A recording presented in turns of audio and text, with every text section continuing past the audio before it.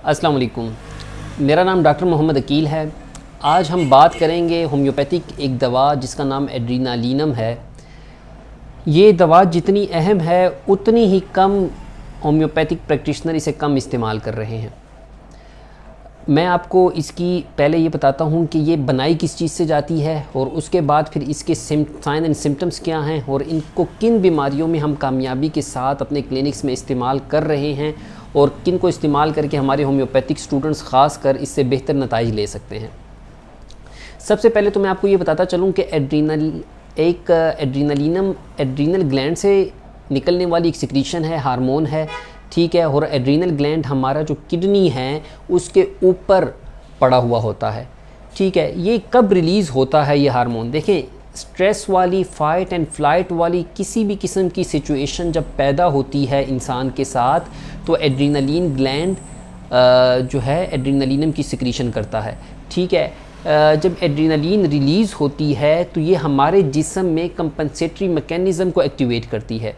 ये बात आप जहन में रखें कि कंपनसेटरी मैकेनिज़्म अल्लाह ताला ने हर चरिंद परिंद पौधों में, हर जिन्स में ये चीज़, जानदार में ये चीज़ पैदा रखी है, ठीक है। कंपनसेट कर रहा होता है, ठीक है। आपका बॉडी जब आपके जिस्म का दर्जा हरारत बहुत ज़्यादा बढ़ गया होता है तो आप ये देखते हैं कि आपकी खून की शरियानें बाहर की तरफ आ जाती हैं, फूल जाती हैं, जो मतलब हम जिन्हें वेन्स कहते हैं वो बाहर की तरफ आ जाती हैं। इसका क्या मकसद होता है? इसका मकसद ये होता है कि हमारा जिस्म का जो मुदाफ़ियती निज़ाम है वो कंपनसेट कर रहा होता है होम्योस्टेटिक मैकेनिज़्म को मेंटेन करने के लिए कि हमारे जिस्म का दर्जा हरारत इतना ज़्यादा ना बढ़ जाए जो कि हमारे वाइटल आर्गन को डैमेज कर दे, ठीक है।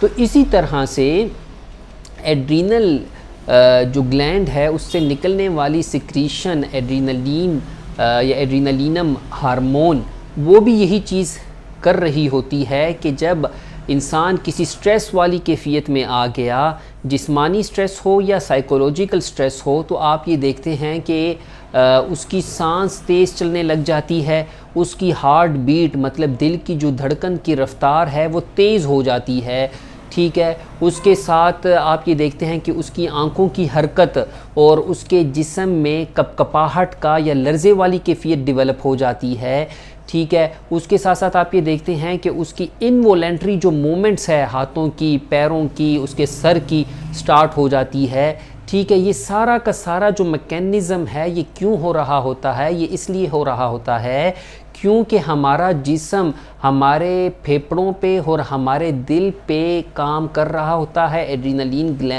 हार्मोन की वजह से, ताकि जो ब्लड सर्कुलेशन है वो बढ़ सके। ब्लड सर्कुलेशन बढ़ने का मतलब क्या होता है? देखिए, ब्लड सर्कुलेशन बढ़ने का मतलब ये होता है कि आपके जो खून है जो लंग्स को ज़्यादा जाएगा, वहाँ से ऑक्सीजन ज़्यादा उठाई जाए। सांस तेज़ चलने का मकसद ये होता है कि माहौल से ऑक्सीजन ज़्यादा ली जाए और वो लंग्स को पहुँचती है, यानी फेफड़ों को, फेफड़ों से फिर खून ज़्यादा ऑक्सीजन उठा के वो हमारे जिस्म को सप्लाई करता है। क्योंकि स्ट्रेस वाली कैफियत है, एक दबाव वाली कैफियत आ गई है और इस दबाव वाली कैफियत में जो हमारे वाइटल आर्गन्स हैं जैसे कि दिल, गुर्दा, जिगर और ख़ासकर दिमाग, उसको ज़्यादा ऑक्सीजन चाहिए होती है। दिमाग को ज़्यादा ऑक्सीजन क्यों चाहिए? क्योंकि ये आपके तमाम जिस्म की जितनी इकाइयाँ हैं उसको कोऑर्डिनेट भी कर रहा है और उसको कंट्रोल भी कर रहा है। आप ये सोचें कि अगर दिमाग को सप्लाई खून की बंद हो जाती है और किसी वजह से दिमाग का कुछ हिस्सा शट डाउन हो जाता है या वो उसको खून की सप्लाई ना मिलने की वजह से उसकी डेथ होने लग जाती है तो वो फिर नेक्रोसिस की तरफ चला जाता है और यानी कि पैरालिसिस वाली कैफियत या वाइटल आर्गन डैमेज होने की वजह से दिल की और जो फेफड़ों की वो है सिस्टम वो शट डाउन भी हो सकता है और उसमें डेथ भी हो सकती है।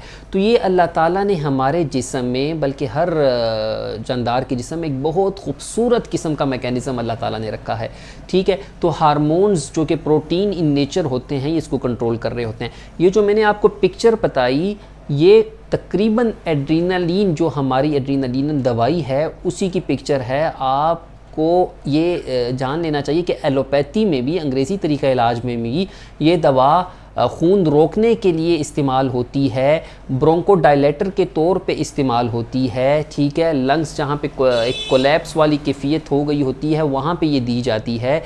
लाइफ सेविंग के तौर पे ये दवा एडमिनिस्टर इंजेक्शन के ज़रिए या उसके ज़रिए की जाती है, ठीक है। तो होम्योपैथी में चूँकि दवाओं की आजमाइश इंसानी सेहतमंद इंसानों पे की जाती है और उससे जो सिम्टम हासिल होते हैं वो मरीज़ के सिम्टम्स के साथ मैच करके उसको दिया जाता है, ठीक है। तो हमने जहाँ पे कि हमें ऐसे मरीज़ मिलते हैं जो कि बहुत ज़्यादा स्ट्रेस में रहते हैं, मैं मज़ीद इसकी तफसील में जाने के बजाय इसको मैं आपको जो इसकी कलीदी अलामात हैं, की पॉइंट्स हैं, मैं वो सिर्फ वो यहाँ पे बताना चाहता हूँ ताकि ये आप लोग अपनी प्रैक्टिस में ला सकें और अगर पब्लिक देख रही है तो उसे घर में रख के मुफीद तौर पे इसे इस्तेमाल कर सकें।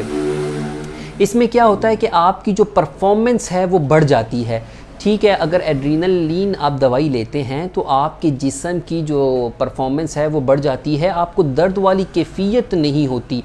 ये हमें कैसे पता चला? ये जब हमने इस दवा की, इस हार्मोन की जब पोटेंसी बनाई ट्राइचुरेशन फार्म में या डाइल्यूशन में, यानी कि उसे पाउडर फार्म में या गोलियों की शक्ल में और जो कतरों की शक्ल में जब हमने इसे सेहतमंद इंसानों में दिया तो हमने देखा कि उनको पेन फील नहीं होता, दर्द नहीं होता जैसे कि आम स्ट्रेस वाली कैफियत में होता है। आप देख रहे होते हैं दो बंदे लड़ रहे हैं, झगड़ रहे हैं, वो उसे उठा के कोई बहुत भारी चीज़ भी मार देता है तो वो अगला बंदा कहता है उस वक्त मुझे फील नहीं हुआ। तो हम आम तौर पे कहते हैं कि उस वक्त तुम्हारा जिस्म गर्म था, जो आम बोलने वाले लोग हैं, लेकिन उस वक्त एड्रीनलिन रिलीज़ होने की वजह से वो पेन के जो रिसेप्टर्स हैं उसे कंट्रोल कर रहा होता है और पेन नहीं होता। तो मुख्तलिफ़ हिस्सों में हमारे जो ऐसे लोग जो कि मुख्तलिफ़ ऐसी सिचुएशंस में रहते हैं जहाँ पे कि बार बार स्ट्रेस आता है, बार बार एड्रीनलिन रिलीज़ होता है, तो उसकी वजह से उनको टैकीकार्डिया होने लग जाता है, उनकी दिल की धड़कन की रफ्तार आम हालात में भी तेज़ रहने लग जाती है, टेंशन का शिकार हो जाते हैं, डिप्रेशन का शिकार हो जाते हैं, वजह समझ नहीं आ रही होती। तो उसकी जो हमें रीज़न्स मिलती हैं वो हमें अक्सर शॉक्स मिलते हैं, ज़लज़ला किसी ने बार बार गुजारा, ठीक है, या जैसे हमारे यहाँ एक वार ऑन टेरर चलती रही है, टेररिज्म वाली कैफियत चलती रही है जहाँ पे खुदकुश बम धमाके बहुत होते रहे हैं। तो वहाँ पे आप सोचें कि जब एक दिन में 5-5 बम धमाके हों और आपको वहाँ पे बाज़ार में जाना पड़ता है, यहाँ जहाँ पे जैसे अफ़गानिस्तान में इस वक्त जंगी हालात चल रहे हैं, ठीक है, इराक़ में चल रहे हैं, मुख्तलिफ़ लीबिया में चल रहे हैं, तो वहाँ पे इस किस्म की सिचुएशन पैदा हो जाती है और उसको बेहतर करने के लिए आप एड्रीनलिनम अगर उनको दवा देंगे तो बड़ी जल्दी रिलीफ़ होगा, ठीक है। हमने अपनी प्रैक्टिस में जब मरीज़ हमारे पास आता है तो हम उसको चंद खुराकें 200 की देते हैं। इसके अलावा ये है 200 की चंद खुराकें कुछ देर के बाद या डेली एक खुराक देते हैं तो उसके मामलात ये वाले जो कैफियत है उससे वो मरीज़ निकलने में उसको मदद करती है। इसके अलावा ये कि 6x ट्राइचुरेशन में भी इस्तेमाल होता है, डिपेंड करता है कि वो क्रोनिक केस है या एक्यूट केस है। इसके हवाले से आने वाली वीडियोस में मुख्तलिफ हम जगहों पे हम बात करेंगे। इसके अलावा जो एक बात है वो याद रखें कि इसमें जो ब्लड प्रेशर बढ़ने के साथ जो एक 19 सिम्टम मैं आपको बता रहा हूँ कि ब्लड प्रेशर बढ़ने के साथ सीने में कंजेशन का जकड़ जाने का एहसास होता है, दबाव सा महसूस होता है। अगर इसके साथ मरीज़ आ रहा है, उसका ब्लड प्रेशर जा रहा है जी 180/130 जा रहा है और उसके साथ वो कहता है डॉक्टर साहब मेरा सीना जकड़ा जा रहा है और ये वाली कैफियत आपको पता चलता है कि वो किसी स्ट्रेस वाली कैफियत से आ रहा है, तो एड्रीनलिनम ज़रूर वहाँ पे अप्लाई करें, आपको मेरेक्युलस वहाँ पे रिज़ल्ट मिलेंगे, ठीक है। मैंने आपको इसकी पैथोफिजियोलॉजी, इसका ये कहाँ से ली जाती है, इसके साइन एंड सिम्टम्स क्या हैं और इसको आप क्लिनिक में कैसे बेहतर इस्तेमाल कर सकते हैं, स्टेप बाय स्टेप मैंने आपको सब कुछ बता दिया। उम्मीद करता हूँ कि अल्लाह ताला हमें और आपको अपनी हिफ्ज़-ओ-अमान में रखेगा। अपना बहुत ख्याल रखिए। अल्लाह हाफिज़।